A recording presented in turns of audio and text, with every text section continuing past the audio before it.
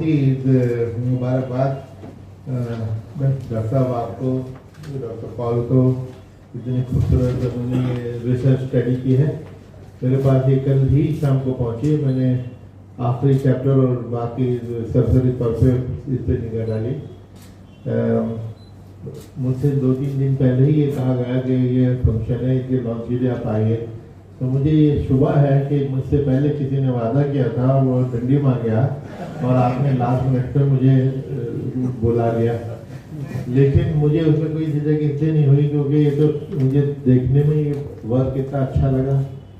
Indian institute of objective studies, institute of objective studies का इतना अच्छा रेपुटेशन काम है, यहाँ आने का मुझे शौक भी था।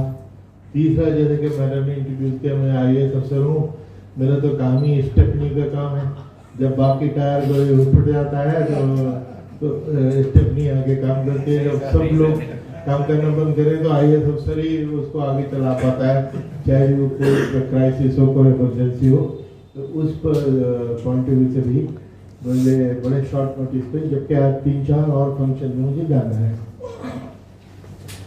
सब्जेक्ट इतना इम्पोर्टेंट है कि मुझसे रहा भी नहीं गया और उसी पे मैं कुछ फिर से अपने ख्याल का इजहार करना चाहूँगा कि ये जो हर वायलेंस के पीछे बेसिकली रूट कॉज इसका हेट स्पीच है, जो आजकल इतनी कॉमन हो गई है।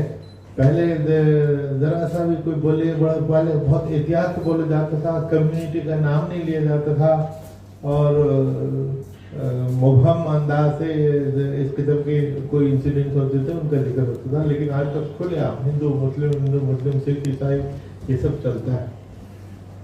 ये जो वायलेंस है और उसके पीछे जो हेट स्पीच है, एक जमाने में सिर्फ फ्रिंज एलिमेंट्स इसके गिल्टी होते थे, अब वो फ्रिंज एलिमेंट जो है वो मेन स्ट्रीम हो गए और इतने ज़्यादा लोगों में ये जहर फैल गया है कि इसको जहर को हटाना, कम करना आसान काम नहीं है, बहुत बड़ा चैलेंज है। जो वायलेंस के कितने रूप होते हैं, वो उसके शुरू वो हेट स्पीच से होते हैं, दूसरों को अदर करना कि ये लोग, दूसरे लोग, ये लोग ऐसे करते हैं, ये लोग ऐसे हैं, ये लोग वैसे हैं, उस तरह ऐसे करके और फिर उनमें नफरत और उसके बाद वायलेंस ऑटोमेटिकली होती है। और अब तो polarisation tool for electoral purpose ये जो बन गया है, इसका कोई समाधान अभी नजर नहीं आ रहा, इसका कोई तोड़ नजर नहीं आ रहा, इसका कोई इजाला नजर नहीं आता है। क्योंकि लड़ाई करो, लड़ाई कराओ दो कौमों में और पोलराइजेशन होके तो इलेक्शन की विक्ट्री एश्योर हो जाती है। 20 साल हो गए इस टेक्निक का इस्तेमाल और हर बार ये कामयाब होता चला जा रहा है, इसीलिए बढ़ता जा रहा है। जब तक इसकी का कोई इलाज नहीं सामने आएगा, सिवाय इसके कि कुछ लोग थकने भी लग जाए। शुरू में लोग जो एक्साइटेड थे वो अब इसे सुन के परेशान भी है और बहुत ज़्यादा मायूसी की इसलिए जरूरत नहीं कि बड़ी ओवरवेलमिंग मेजोरिटी से आने वाली पार्टी के को वोट कितना मिला था, 39%, 38%, यानी 62% लोगों ने तो इनको वोट भी नहीं किया था। या मैं एक बार बार कहता हूँ कि हिंदुस्तान सेक्युलर मुल्क है क्योंकि हिंदू सेक्युलर हैं, मेजोरिटी है, ओवरवेलमिंग मेजोरिटी। और सबूत उसका क्या, मुझसे कई लोगों ने इस पे सवाल किया कि आप कई बिना पे आप कहते हैं। मैंने देखिए, जब इंडिया और पाकिस्तान अलग मुल्क बने, मजहब के नाम पे तो बने थे। इस्लामिक रिपब्लिक ऑफ पाकिस्तान उधर बना तो हिंदू रिपब्लिक ऑफ इंडिया कितनी आसानी से बनता, को कोई उंगली भी नहीं उठाता, nobody would have batted an eyelid.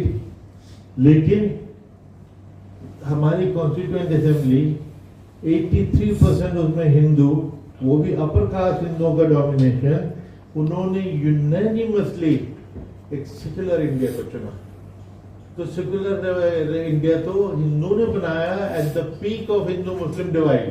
तो पार्टीशन हुआ, लाखों लोग मरे, लाखों बेघर हुए, उसके बावजूद जो ये चुना, तो इसलिए ये मानना पड़ेगा कि इंडिया का सेक्युलरिज्म के बुनियाद तो हिंदूज ही हैं, क्योंकि इथॉस इंडिया की और हिंदूज की और हिंदुइज्म की हमेशा से सेक्युलर है। और उसका रीजन भी बड़ा ऑब्वियस है कि जैसे हमारा मजहब एक डॉगमेटिक मजहब है, there is only one God, Allah, Muhammad सल्लल्लाहु अलैहि वसल्लम उनके रसूल है। ये हिंदूज में, सनातन धर्म में तो बहुत सारे गॉड्स हैं। हम बचपन से सुनते चला आ रहा है कि जितनी आबादी उतने gods, so every one is included, जिसकी भी चाहो पूजा शुरू कर दो। तो उस लिहाज से क्योंकि इंक्लूसिविटी है कि लोग आते गए, इस्लामिक रूलर्स आए, क्रिश्चियन आए, सब मंजूर थे, किसी ने उस पर कोई इतराज नहीं किया। तो इंक्लूसिव इंडिया जो था उसमें एकोमोडेशन की बड़ी शक्ति है, वो सबको एकोमोडेट करते रहे हैं। लेकिन अब जो पिछले दिनों 2-4 दिन पहले जब ये यूके के प्राइम मिनिस्टर हिंदू ओरिजिन के अफ्रीकन इंडियन, वो तो बड़ा यहाँ पे सेलिब्रेशन भी हुआ, लेकिन बहुत लोग कहा कि भाई ये सेलिब्रेशन न करो, इंडियन ओरिजिन का आदमी, एक माइनॉरिटी की साइकोलॉजी होती है। हम तो माइनॉरिटी होने के नाते देखा है कि आप ज्यादा loyal, more loyal than the king होने की कोशिश करते हैं। आप ये देखिए कि इंडिया के लिए बड़े टफ साबित होंगे, और ऑलरेडी उनकी जो लैंग्वेज है वो सामने आने लगी। उस सिलसिले में ये इंडिया और यूके का कंपैरिजन हो रहा था किसी की भी डिबेट में। तो मैंने कहा देखिए कंपैरिजन इसलिए मुमकिन नहीं है कि वहां पे यूके में एंटी हिंदू या एंटी इंडिया कोई कैंपेन नहीं चल रहा है, जबकि हिंदुस्तान में एंटी मुस्लिम कैंपेन प्रोजेक्ट चल रहा है। तो इतने, और ये बच्चे के दिमाग में और दिल में जो जहर भर दिया गया है, तो उस वजह से ये था कि क्या इंडिया में माइनॉरिटी का प्राइम मिनिस्टर हो सकता है, पर्टिकुलरली मुसलमान, अगर सवाल ही नहीं पैदा होता। ये जरूर है कि डॉक्टर मनमोहन सिंह बने थे, लेकिन सिख्स जो है वो बेसिकली हिंदू तो उनको अपनी ही सेक्ट मानते हैं। 300-400 साल पहले तो उनका जन्म हुआ था, तो उसमें इतना इख्तिलाफ नहीं। लेकिन मुसलमान तो आजकल एमएलए बन जाए तो सेलिब्रेट की जगह एमएलए एमपी बन जाए, वो बनना मुश्किल हो गया, तो प्रधानमंत्री बनने की तो ख्वाब देखना बंद करें। अभी तो फिलहाल ये है कि किस तरह मुसलमान अमन और सुकून और हिफाजत से रह सकते हैं, जिसका इस रिसर्च ने इतनी स्टडी की है। मैंने ये इसका कंक्लूजन ही पढ़ा क्योंकि टाइम नहीं था, लेकिन एक लिहाज से तो मुझे इसमें कोई नई बात नजर नहीं आई। ओनली नई बात ये है कि ये चीज जो हमारे इंप्रेशन होते हैं वो इन्होंने डॉक्यूमेंट कर दिए, वरना लोग मरते हैं। मीडिया वाले तो क्या करते हैं, जिसके घर में आग लग गई, कोई रेप हो गई, कोई मर गया, कैमरा लेके पहुंच जाते हैं, आपको कैसा लग रहा है? अरे भाई उसका घर जल गया, उसके घर में 10 मौतें हो गई और आप मीडिया वाले पूछ रहे हैं जी आपको कैसा लग रहा है। तो इस किस्म की पुलिस से सवालात करके उसके जख्मों पे और नमक छिड़कने की कोशिश होती है। ऑब्वियसली उसको बुरा लग रहा है, ऑब्वियसली वो बहुत दुखी है, दिल आदुर्दा है, तो उसको इन्होंने डॉक्यूमेंट किया। ये सबसे बड़ी अचीवमेंट है, क्योंकि मैं भी इनसे पूछना चाहूंगा कि इनको कोई ऐसी नई चीज मिली जो इनको पहले नहीं पता थी जब इन्होंने स्टडी शुरू की थी, क्यों डॉक्टर? सब ये अंदाजा कैसे जो होंगे रूटलेस हो गए, दुखी होंगे, तकलीफ में होंगे, अभी तक रिहेबिलिटेशन उनकी नहीं हो पाई, ये सारे कंक्लूजन आए। क्या रिमोर्स है परपेट्रेटर्स ऑफ राइट्स में, उसमें भी अभी डॉक्टर साहब ने मुझे बताया कि सिर्फ बुजुर्गों में तो है, नौजवानों में नहीं है। मैं हरियाणा काडर में रहा हूँ, हरियाणा का मैंने ये देखा है जाटों में कम्युनलिज्म नहीं है।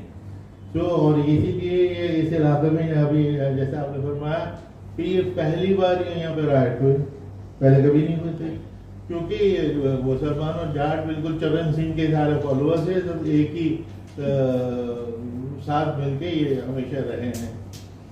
तो अब ये जो आजकल का जो हेट स्पीच का माहौल है, इसका इलाज क्या है? मैं समझता हूँ कि इसका इलाज तो अवेलेबल है मौजूदा कानून में। लॉ कमीशन बहुत से लोगों के मुझे सुनते हैं कि साहब हमें और टफर लॉ लाने चाहिए। ये सबसे बड़ी गलती की बात होती है, बेवकूफ़ी की बात होती है। डाउरी का था या कोई भी जुर्म है, उसके लिए 5 साल की सजा है और 5 साल काफी नहीं, तो लोग कहेंगे इसको 7 साल के कर दो। अरे भाई जो रेप कर रहा होता है या जुर्म कर रहा होता है वो 5 साल 7 साल का उसको फर्क नहीं पड़ता, उसको 50 साल कर दो, उसने करता वो करेगा, बल्कि जितनी ज्यादा बड़ी सजा रखोगे उतने ज्यादा उसको होगा कि कुछ होना वाना नहीं है। तो ऐसी सूरत में जो कानून आपके पास मौजूद है उसका इस्तेमाल कीजिए। इंडियन पीनल कोड के 4-5 सेक्शन है, 153 ABC, 295, 298, 505। इन सब में ये है कि जो भी किसी दूसरे के खिलाफ ऐसी बात करेगा जिससे उसको दुख हो, तकलीफ हो और उसमें एक कम्युनल टेंशन पैदा हो, ये सब क्रिमिनल ऑफेंसेस हैं। 3 साल की कैद बामुशक्कत। तो आजम खान को जो सजा हुई है वो इन्हीं सेक्शन के उसमें वो 3 साल के अलावा 153 है। तो इसी तरह इलेक्शन के दौरान जो खास तौर से ये वायलेंस बढ़ती है, इलेक्शन के लिए भी 125 of representation of people act, वो भी ये कहता है 3 साल की सजा। Difference is enforcement. मैं कहता हूँ 3 की बजाय सजा 2 साल की कर दो, 1 की कर दो, लेकिन श्योर शॉट कर दो, सर्टेन कि जो करेगा वो जरूर अंदर जाएगा। अब MLA MP क्या क्या बकवास करते हैं और कोई एक्शन नहीं होता। ये जो स्टेट इनएक्शन है, जिससे मैं समझता हूँ कि हमारे एडमिनिस्ट्रेशन की जो रेपुटेशन और इमेज, एक मॉरल अथॉरिटी एक चीज होती है। मॉरल अथॉरिटी इकबाल, सरकार अपनी इकबाल से चलती है, इकबाल कम होता जा रहा है।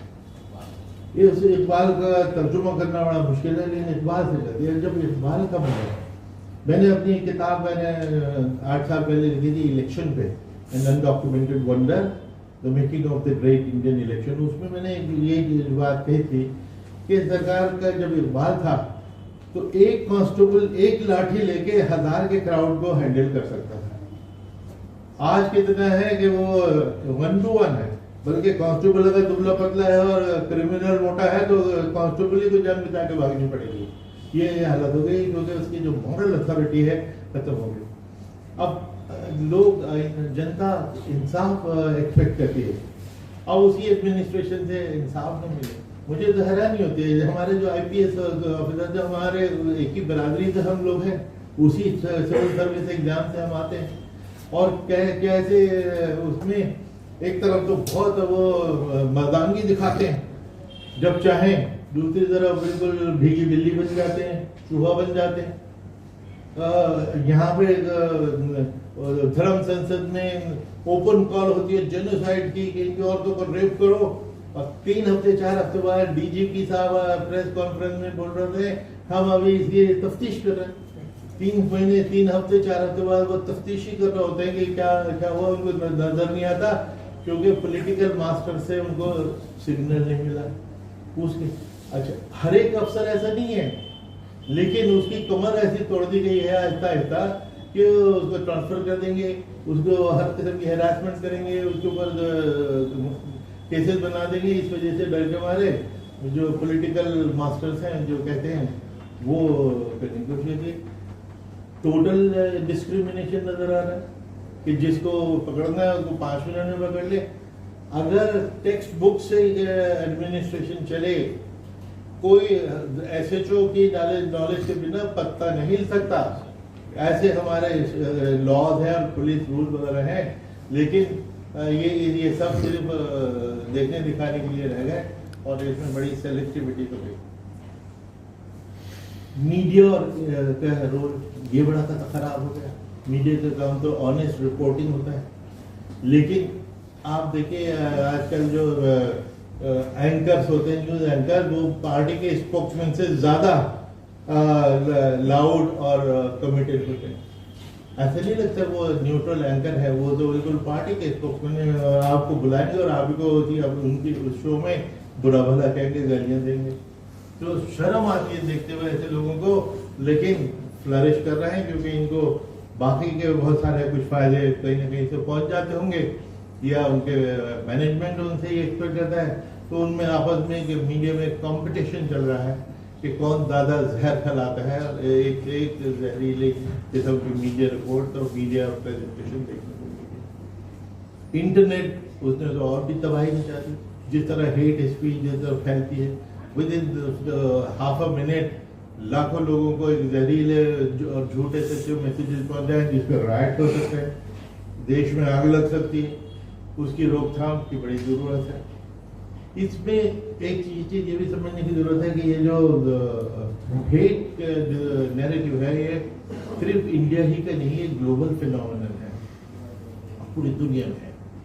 और इसमें वॉशिंगटन पोस्ट ने 2018 को डिक्लेयर किया था ईयर ऑफ ऑनलाइन हेट 2018 में, और फेसबुक ने इसके अपनी ट्रांसपेरेंसी रिपोर्ट में लिखा था कि 3 मिलियन पोस्ट हटाई गई जो हेटफुल है, 3 मिलियन 30 लाख। इसी तरह यूट्यूब ने सिर्फ एक महीने में 25,000 पोस्ट जो हेट वाली थी वो हटाए। ये पूरी दुनिया का फिनोमेनन है।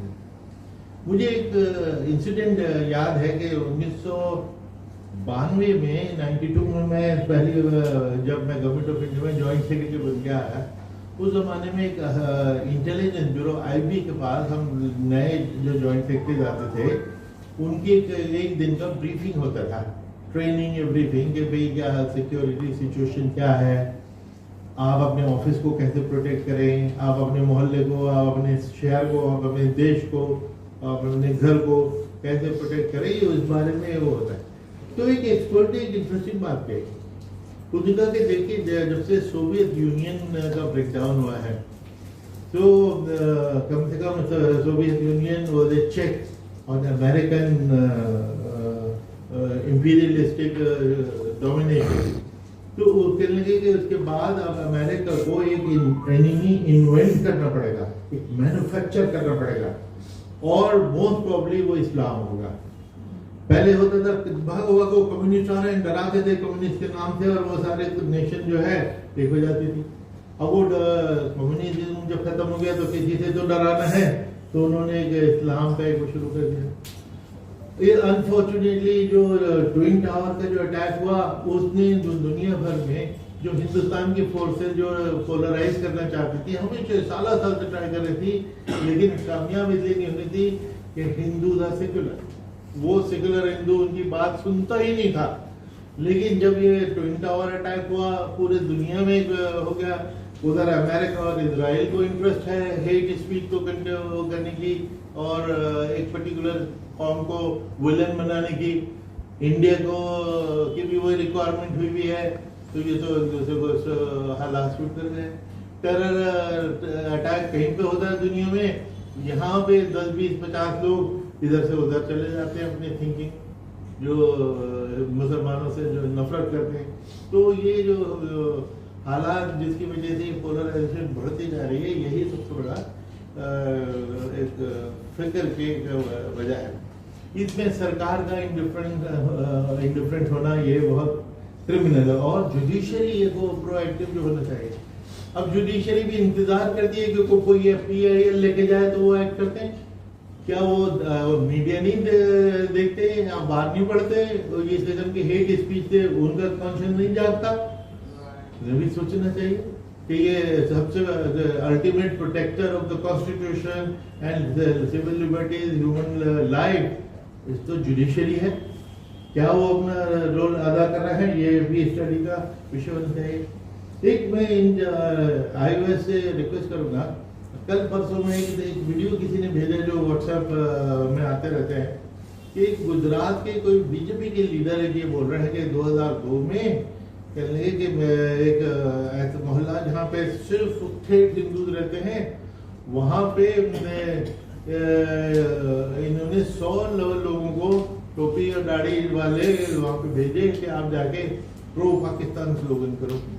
ये बीजेपी का हिंदू नेता बोल रहा है, ये एक वीडियो है, वो पता नहीं उसकी सदाकत तो कभी तो पता नहीं होता, बहुत सारे भी होते हैं डॉक्टर, तो उसमें और उससे उसके बॉस ने उसको बुलाया कि देखो ये क्या हो रहा है, ये हिंदू मोहल्ले में मुसलमानों को कैंपेन करने के लिए भेजने का क्या मतलब है। कैंपेन वो क्या कर रहे थे कि जी फला हिंदू को वोट दो, तो ऑब्वियसली एक मौलाना अगर किसी को वोट दे रहे हैं तो हिंदू वोट तो नहीं मिलेगा, बेसिकली उस हिंदू कैंडिडेट को हराने के लिए। तो उन्होंने कहा सबसे अच्छा तरीका है कि इनको पकड़ के बुलाओ, ये जो 100 है वो जी 40-50 जो पकड़ के लाए गए सब के सब हिंदू। तो उनको 1 महीने की ट्रेनिंग दी गई थी, दाढ़ी बढ़वाई गई थी, टोपी लगवाई गई थी, मुसलमान अपीयरेंस। अच्छा, ये मॉडस ऑपरेंडी कोई अनएक्सपेक्टेड या नया नहीं है। 20 बार हमने ये देखा है कि जिसको पकड़ा गया, ये बुर्के में देखा, बुर्का उतारा तो अंदर लड़की भी नहीं है, लड़का है और वो हिंदू है। ये 20 बार है, क्योंकि ये इस तरह का मॉडस ऑपरेंडी इतना, हालांकि किसी पता है लेकिन किसी ने डॉक्यूमेंट नहीं किया है। जो मैं कह रहा था कि ये स्टडी में कोई नई बात नहीं है, लेकिन नई बात यह है कि आपने इसको डॉक्यूमेंट कर दिया।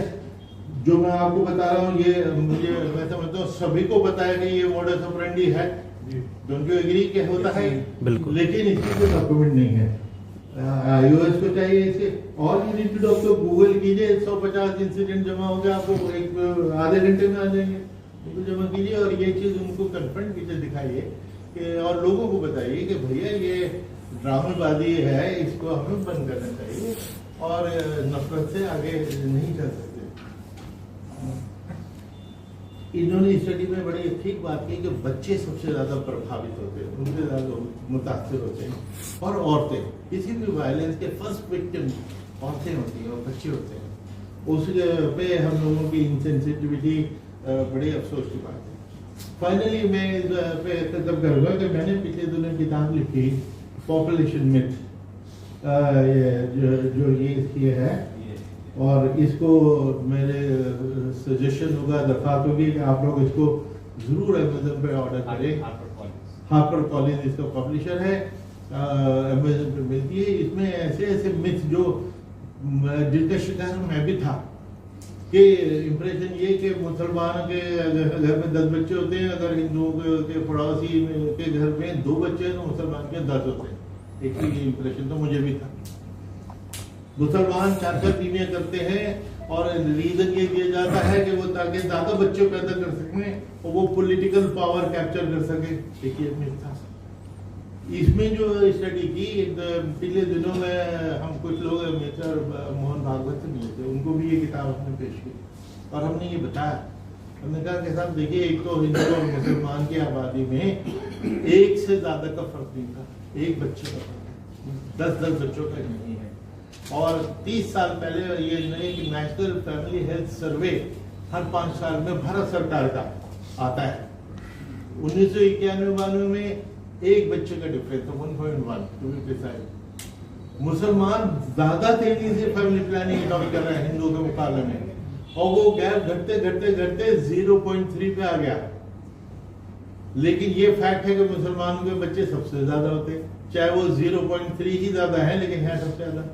लेकिन दूसरी चीज जो नहीं बोली जाती कि नंबर 2 पे सबसे ज्यादा बच्चे कौन पैदा करता है, वो हिंदू करते हैं, ये भी बताइए। आज 53% मुसलमान आज भी फैमिली प्लानिंग नहीं कर रहा है। आज हालांकि इंडिया ने फैमिली प्लानिंग के अपने टारगेट बड़े अच्छे अचीव कर लिए हैं, हम रिप्लेसमेंट रेट पे पहुंच गए हैं। यानी एक होता है concept total fertility rate, total fertility rate यानी एक लाइफ टाइम में एक औरत के कितने बच्चे होंगे। अगर वो 2.1 है तो वो रिप्लेसमेंट रेट कहलाता है। रिप्लेसमेंट रेट का मतलब ये कि 2 माँ बाप हैं, वो मर जाएंगे, उनकी जगह 2 बच्चे आ जाएंगे, जितनी आबादी थी उतनी ही रही, बढ़े ही नहीं। हम ऑलरेडी 2.1 से नीचे हटके 2 पे पहुंच चुके हैं, और 10-15 साल के बाद आबादी घटनी शुरू हो जाएगी ऑल इंडिया, जबकि आधे हिंदू और आधे मुसलमानों ने फैमिली प्लानिंग अभी शुरू भी नहीं की। 53% मुस्लिम्स और 42% Hindus do not practice family planning. हमको सबको करनी चाहिए, बड़े प्रोएक्टिवली करनी चाहिए। मुसलमानों को मैं कहता हूँ खास तौर से कि अगर आपने तरक्की करनी है तो छोटा परिवार सुखी परिवार का जो स्लोगन था वो बड़ा सही स्लोगन है। और फैक्ट ये है कि जैसे कि मैंने अपनी स्टडी से लिखा है, एक्चुअली मुस्लिम प्रैक्टिस कर रहे हैं। फिर एक चीज जो मैंने उनको बताई कि एक कॉन्सेप्ट है अनमेट नीड का। अनमेट नीड का मतलब है एज इट इज किसी को परसुएट करना, भाई फैमिली प्लानिंग जरूरी है, जरूर करो, उसको समझने में टाइम लगता है। लेकिन सूरत हाल अगर ऐसी हो जाए कि वो समझ गया और करना चाह रहा है, ये करना चाह रही है फैमिली प्लानिंग, लेकिन उसको डॉक्टर नहीं मिल रहा, उसको फैमिली प्लानिंग की सर्विसेज नहीं मिल रही, उसको कहते हैं अनमेट नीड जो जरूरत जो मीट नहीं हो पा रहे, अनमेट नीड। सबसे ज्यादा अनमेट नीड मुसलमानों की है 16%। एक मिशन मोड में, कैंपेन मोड में यूपी में और असम में जगह जगह पॉपुलेशन पॉलिसी की बात होती है। मगर तो बहुत अच्छी बात है, population policy is great idea, जरूर करो, क्योंकि ये तो हो नहीं सकता कि सिर्फ मुसलमानों से फैमिली प्लानिंग करानी है और उसे नहीं करानी, सभी के लिए बराबर होगी। अरे भाई 1 साल का कैंपेन चला दो कि जिसकी अनमेट नीड है उसको मीट कर देंगे, उसको सर्विसेज पहुंचा देंगे, उसके डॉक्टर नर्सेज पहुंचा देंगे, वो नहीं पहुंचती है। तो और जो चीजें हमको पीछे रखती हैं, चाहे वो हिंदू हो, मुसलमान या सिख ईसाई कोई भी, उसके 3 फैक्टर्स हैं। रिलीजन उसमें फैक्टर नहीं है। फैक्टर क्या है? लिटरेसी, वो भी लड़कियों की। जैसे जैसे लड़कियों की तालीम बढ़ती है वैसे वैसे बच्चों की गिनती घटती है। दूसरा है आमदनी, जैसे बढ़ती है वैसे बच्चे घटते हैं। और सर्विसेज जैसे जैसे पहुंचती हैं बच्चे घटते हैं। उन तीनों में मुसलमान सबसे पसमानदा। तालीम ये अपनी जगह, वैसे अफसोस की बात है कि जो मजहब तालीम पर इतना जोर देता है, जिसका कुरान शरीफ को पहला लफ्ज ही इकरा, रीड, तालीम कबर से क्रेडल टू ग्रेव तालीम तक, इसमें डू यू नो कुरान शरीफ में हजरत मोहम्मद के नाम कितनी जगह है? 4 बार। उनका ऑल्टरनेटिव नाम अहमद कितनी जगह है? 1 बार। जिहाद कितनी जगह है? 43 बार। और इल्म कितनी बार मेंशन हुआ है? 750 बार, 750। जो मजहब इल्म की बात कर रहा है, उसके फॉलोअर सबसे पिछड़े हुए इल्म में, ये हमारे लिए अफसोस और बदकिस्मत की बात है। हमें सोचना पड़ेगा, इसके लिए हमें कैंपेन चलाने। बहरहाल लेकिन फैमिली प्लानिंग में ये फैक्टर है, इसको तो एड्रेस कोई नहीं करता। इनकम बढ़ाने की तो बात नहीं करता, बल्कि इनकम को घटाने की होती है कि इनको इकोनॉमिक बॉयकॉट करो, जैसे कि इन्होंने इस किताब में भी लिखा है। उसके साथ बिजनेस नहीं करना, उसके साथ तो नौकरी नहीं देना, ये रोज का स्लोगन हो गया। तो सुन के अब तो सुन के भी थक गए। और डॉक्टर नहीं जाते, जैसे ये एरिया है, आप लोगों ने तो जरूर जो इस इलाके में रहते हैं इसको मिनी पाकिस्तान का लफ्ज इसके लिए डिस्क्रिप्शन जरूर सुना होगा। हर मुस्लिम क्लस्टर को मिनी पाकिस्तान उसमें जाते नहीं, डॉक्टर नहीं जाएंगे। अरे भाई तुम वहां जाओगे नहीं तो वहां पे फैमिली प्लानिंग कोई करेगा कैसे? तो इसी ये जो रियल कॉजेज हैं इन इश्यूज के, उसको डील न करके कि ये मुसलमान पॉलिटिकल पावर कैप्चर करने के लिए, इसका फाइनली इस पर मैं खत्म करता हूँ कि मैंने प्रोफेसर दिनेश सिंह दिल्ली यूनिवर्सिटी के वाइस चांसलर होते थे, मैथमेटिशियन, बहुत हाई रिप्यूट, उनसे मैंने कहा कि साहब मेरे लिए एक मैथमेटिकल मॉडल बना दीजिए, मैं आपको 70 साल का डेटा भेजता हूँ कि इस रफ्तार से मुसलमानों की हुकूमत कितने दिन में आ जाएगी। इसमें उन्होंने मुझे दिखाई कि छोटी वाली उन्होंने इसमें दिखाया कि साहब 1000 साल तक तो नहीं आती। और उसका जो ग्राफ बनाया उन्होंने, जो मैंने भागवत साहब को भी दिखाया कि साहब ये इसलिए अगर ये प्रोपेगेंडा है कि मुसलमान आबादी बढ़ा के पॉलिटिकल पावर कैप्चर करना चाहते हैं तो ये वह में इसको छोड़ दीजिए, गलत है। ये क्या बोले सर? नहीं, भागवत साहब ने 2 महीने पहले जो अपनी तकरीर की उसमें ये एक बात कहनी बंद कर दी कि मुसलमान बच्चे ज्यादा पैदा कर रहे हैं। ये जरूर है, उन्होंने कहा कि इन्फिल्ट्रेशन बहुत हो रही है और कन्वर्जन हो रही है, उसकी बात की, लेकिन ये नहीं। देखिए ये उनका है कि ये मुसलमानों की ग्रोथ है, ये नीचे लाइन, और ये हिंदुओं की ग्रोथ है, तो ये गैप तो कितना यूं बढ़ता चला जा रहा है। ये पिछले 70 साल का। फिर मैंने दिनेश सिंह से कहा कि साहब मुझे अगले 150-200 साल का भी बता दो। ये अगले 150 साल का कि ये मुसलमानों की लाइन है, ये हिंदुओं की लाइन है। तो मैंने कहा देखिए ये तो कहाँ आपको इससे लग रहा है कि मुसलमान ओवरटेक करने जा रहा है पॉलिटिकल पावर कैप्चर करने के लिए, ये सारी चीजें। लेकिन इस बात से एक ये नतीजा निकला कि अगर जितने इस पे अमेज़न पे अगर आप देखेंगे 207 कमेंट आए हैं, 3 कमेंट्स हॉस्टाइल है। पहले दिन ये आई थी मुसलमान कुरैशी का नाम देके उसने गालियां 3 लोगों ने दे डाली, किताब जब तक रिलीज भी नहीं हुई थी। लेकिन बाकी सारे सबने इस किताब की तारीफ की और 99% उनमें हिंदू है। वो कह रहे हैं कि साहब आपने हमारा नजरिया बदल दिया, आपने हमारी आंखें खोल दी। क्योंकि जो बात मैं बार बार कह रहा हूँ कि हिंदू बेसिकली सेक्युलर है, ओपन माइंडेड है, उसको हम इमोशनल अपील या पॉलिटिकल भाषण से नहीं बात बनेगी, हमको फैक्ट एंड फिगर्स के साथ जाना होगा, उस पे रिस्पॉन्स हमेशा अच्छा ही मिलता है। इसमें फैक्ट्स दिया गया है, इसमें फैक्ट दिया गया है। तो ये इस किताब की जो कॉपी है, ये एक रिपोर्ट की, इसमें एक्चुअल डॉक्यूमेंटेशन, क्योंकि सच्चर कमेटी को भी आपने जिक्र किया, सच्चर कमेटी की सबसे बड़ी खूबी ये थी कि हम लोग जानते तो थे कि मुसलमान सबसे बैकवर्ड है, सब जानते थे, लेकिन इसके बैकवर्डनेस का एक्सटेंट क्या है, फिगर्स क्या है, जब तक फिगर्स न हो सपोर्ट करने के लिए, वो कोर्ट में भी आप केस नहीं जीत सकते। तो फिगर्स का होना, इसके लिए इस किस्म की स्टडीज और रिसर्चेस का होना बहुत जरूरी है कि आप अपना केस बिल्ड करें for judiciary, for media, for intelligent people to understand. इन अल्फाज के साथ मैं बहुत बहुत मुबारकबाद देता हूँ, और डॉक्टर साहब आपको मैं थोड़ा बहुत तकलीफ देता रहूँगा कुछ डेटा की सपोर्ट के लिए, मुझे आपके मदद की जरूरत रहेगी। Thank you very much. Thank you very much, sir, for taking out your time from your busy schedule. Sir has to leave for another function, I think. So, should we